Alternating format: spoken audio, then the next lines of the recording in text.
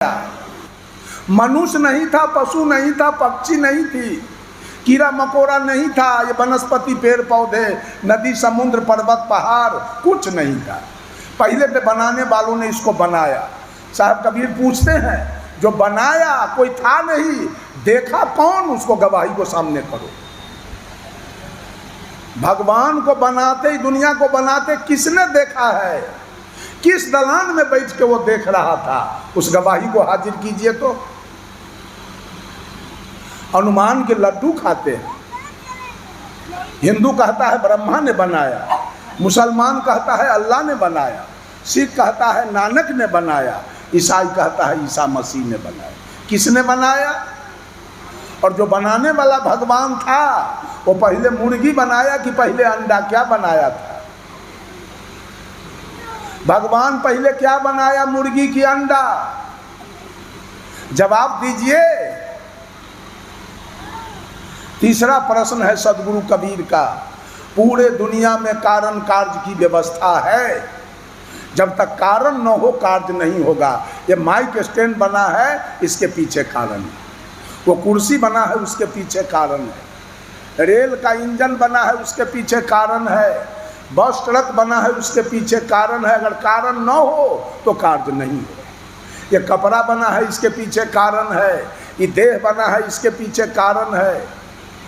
कुम्हार हो, माटी पानी हो और चाक डंडा न हो, बर्तन बन जाएगा? बनेगा? और चाक डंडा हो, कुम्हार हो और माटी पानी न हो तब बनेगा? नहीं बनेगा। और माटी पानी भी हो, चाक डंडा भी हो और कुम्हार नहीं हो तो बनेगा? तीन कारण तीन होते हैं, उपादान कारण, निमित्त कारण और साधारण कारण। जब तीनों कारण लगेंगे, लोहार हो, भांति कोयला हो और निहाई हथौड़ी न हो, हसुआ खुरपी बनेगा? और निहाई हथौड़ी हो, लोहार हो, भांति कोयला न हो तब बनेगा? अब भांति कोयला भी हो, निहाई हथौड़ी भी हो और लोहार न हो तब बनेगा? नहीं बनेगा। हर कार्य के पीछे कारण लगा हुआ है। सदगुरु कबीर पूछते हैं भगवान वादियों से, ऐ जी तुम्हारा भगवान ये दुनिया बनाया कार्य रूप में, जैसे मिट्टी से कुम्हार ने दुर्गा जी कार्य रूप में बना दिया, उसका कारण क्या है? मिट्टी। दुर्गा जी बनने का कारण है मिट्टी। अगर मिट्टी नहीं होती तो दुर्गा जी नहीं बनती। तो कारण मिट्टी से कार्य रूप में दुर्गा जी आ गई, बन गई। उसी प्रकार से दुनिया बना तो इसके पीछे कारण क्या है? किस कारण से दुनिया का निर्माण हुआ? कोई जवाब नहीं है। चौथी बात सदगुरु कबीर का है कि जितनी भी चीजें बनाई गई, ये पंडाल कल बना है, कल उजड़ जाएगा। ये माइक साउंड लगा है, कल उठ जाएगा। जितने लोग बैठे हैं चले जाएंगे, जितने लोग जन्म लिए वो मर जाएंगे।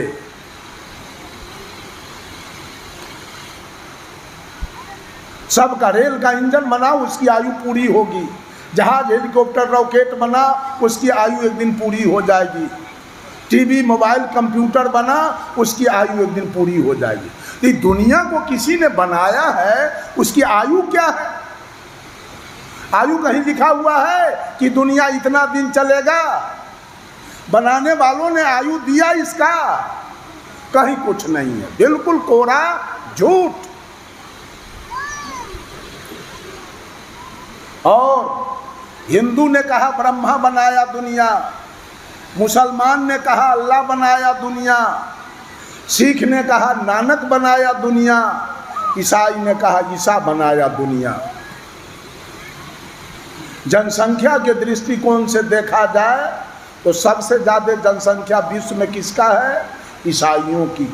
चीन, जापान, थाईलैंड, लंका, बर्मा, रूस, अमेरिका, इंग्लैंड, ऑस्ट्रेलिया, अफ्रीका, चीन, ऐसे विशाल और विकसित देश ईसाइयों का है। हम लोगों से जनसंख्या उसका अधिक है, वो 40% है, 40%।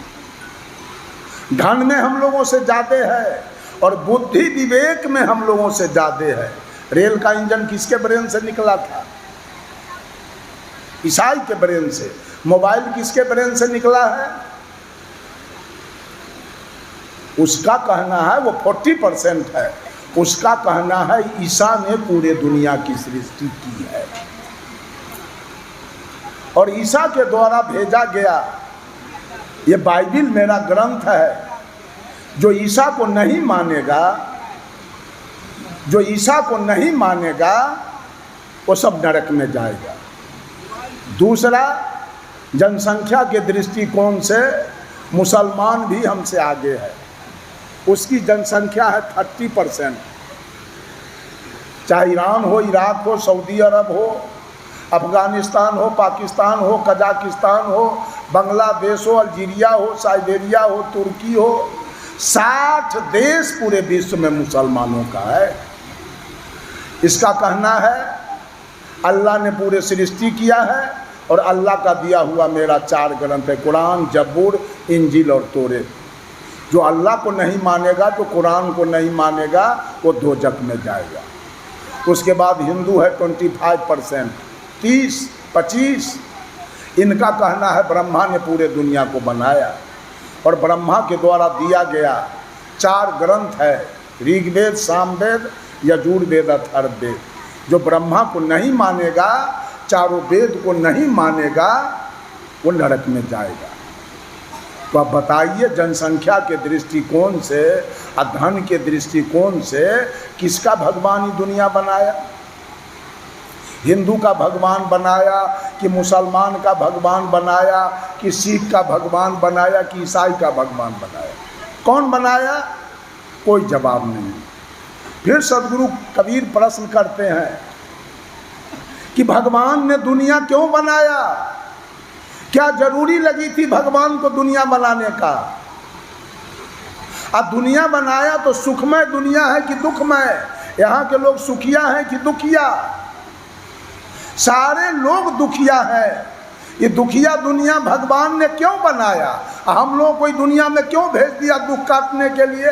नरेंद्र मोदी जी भी दुखिया हैं, रने बने बउआ रहे हैं कि अगली सरकार बनेगी कि नहीं, हम प्रधानमंत्री बनेंगे कि नहीं। यहाँ कोई सुखिया नहीं है। साहब कबीर ने कहा, तन धरी सुखिया काहू न देखा, जो देखा सो दुखिया हो। उदय अस्त की बात कहतु है, सबका किया विवेका हो। बाटे बाटे सब कोई दुखिया, क्या गिरही बैरागी हो। शुक्राचार्य दुखी के कारण, गर्भई माया त्यागी हो। सुर नर मुनि और पंडिता, 7 दीप 9 खंड, कहें कबीर सब भोगियां, दे धरे के दंड। कुशल खैरियत सही सलामत, कहूँ कौन को आया है। जन्मत मरत देर न लागे, ज्यों बादल में छाया है। कुशल कुशल के पूछते, जग में रहा न कोई। आ जग मुआ न भय मुआ, तो कुशल कहाँ से हुई? ऐसा दुनिया, दुखिया दुनिया भगवान ने क्यों बनाया? और अंतिम प्रश्न है सदगुरु कबीर का कि तुम्हारा भगवान किस यूनिवर्सिटी में जाके पढ़ा? 4 विषय से कि हिंदू का ग्रंथ संस्कृत में लिख दिया, मुसलमान के ग्रंथ उर्दू में लिख दिया, सिख के ग्रंथ सिख भाषा में लिख दिया और ईसाई का ग्रंथ अंग्रेजी में लिख दिया। वो कौन यूनिवर्सिटी में पढ़ा था भगवान? सब कहता है, हिंदू कहता है वेद ब्रह्मा का लिखा हुआ है, मुसलमान कहता है कुरान। हमको एक मुसलमान कहा, हमरे जो कुरान है वो आसमानी ग्रंथ है, आसमान से आया। हम कि तोरे अल्लाह ऊपर में प्रेस बैठाया है, छाप छाप के गिरा रहा है। ये सारे लोग हनुमान के लड्डू खाने वाले।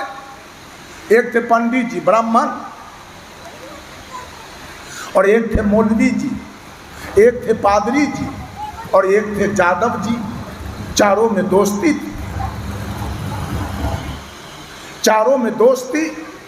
यही आपके सोनपुर मेला लग गया था कार्तिक के पूर्णिमा के, और चारों दोस्त उधर मुजफ्फरपुर या समस्तीपुर के तरफ घूम रहे थे। एकाएक पंडित जी को याद आ गई, दोस्त अरे सोनपुर मेला लग गया है, चले हम लोग देखने का। चलिए। उस समय कोई गाड़ी घोड़ा थी नहीं, चारों दोस्त पांव पैदल चलते चलते हाजीपुर कोन्हारा घाट आते आते थक गए चारों लोग। 9:30 बज गया रात, भूख भी लग गई पंडित जी ने कहा देखो आज हम लोग सोनपुर हरिहर क्षेत्र नहीं पहुंच पाएंगे। कहा क्यों? सब लोग थक गया, भूख भी लगी है, ऐसा करो चलो किसी मठ पर कुछ भोजन बनाओ, हम लोग भोजन करें, विश्राम करें और सवेरे सोनपुर के लिए प्रस्थान करें। कहा ठीक है चलिए।